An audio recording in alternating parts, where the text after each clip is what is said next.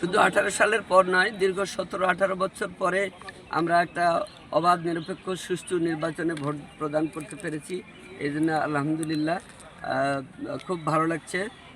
দীর্ঘদিন পরে মানুষ দেশের যে নির্বাচন প্রক্রিয়া, তাদের নিজেদের ভোটাধিকার প্রয়োগের যে অধিকার, সেই অধিকার তারা প্রয়োগ করতে পারছে। আমি নিজেও সেটা করলাম, এই জন্য আমি খুব খুশি। এবং এই নির্বাচনী যে পরিবেশ আমি লক্ষ্য করলাম, ইতিমধ্যেই আমার এই ভোট কেন্দ্র সহ আরও 2টা কেন্দ্র আমি পরিদর্শন করেছি। সেগুলোতেও ভালো শান্তিপূর্ণ পরিবেশে ব্যাপক ভোটারের উপস্থিতিতে ভোটদান সকালবেলায় শুরু হয়েছে। আমি এই সুযোগে মান্দার 3,33,860 জন ভোটারের সকলকেই আন্তরিক শুভেচ্ছা জানাচ্ছি এবং সকলকেই আহ্বান জানাচ্ছি, আপনারা ঘরে বসে না থেকে সবাই ভোট কেন্দ্রে আসুন, আপনার গণতান্ত্রিক অধিকার প্রয়োগ করুন, নির্বিঘ্নে আপনারা ভোট দেবেন এবং নির্বিঘ্নে ভোট কেন্দ্র থেকে বাড়িতে ফিরবেন, এই আশাবাদ ব্যক্ত করছি।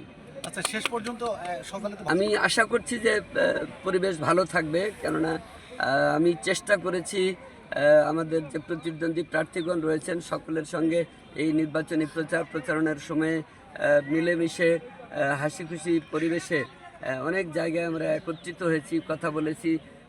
তাতে করে আমাদের নিজেদের মধ্যে অনেক দূরত্ব হওয়ার সুযোগ হয়নি, দূরত্ব কমে গেছে বরং। সেই কারণে আমি মনে করি যে আমাদের নেতা কর্মী সমর্থক যারাই যে পক্ষেরই হোক না কেন, সকলের মধ্যে একটা সৌহার্দ্যপূর্ণ সম্পর্ক বিরাজ করছে। সে কারণে এই নির্বাচনের পরিবেশও শেষ পর্যন্ত ভালো থাকবে বলেই আমি আশা করছি। আরেকটা প্রশ্ন, সেটা হলো যে নির্বাচন কমিশনের সিদ্ধান্তের বিষয়ে অতীতেও আমরা দেখেছি যে আগের দিনেই ব্যালট আসতো, মাঝখানে আবার দেখেছি আমরা যে দিনের দিন সকালবেলা ব্যালট আসতো। এক এক সময় এক এক প্রক্রিয়ায় সরকার বা নির্বাচন কমিশন সিদ্ধান্ত গ্রহণ করে। আমরা তাদের সেই সিদ্ধান্তের প্রতি শ্রদ্ধাশীল থাকতে চাই এবং আমি মনে করি যে মানুষ সচেতন রয়েছে, সুতরাং এদিক ওদিক হবার কোনো উপায় আছে বলে আমি বিশ্বাস করি না। সেই কারণেই কোনো সমস্যা হবে না আশা করি।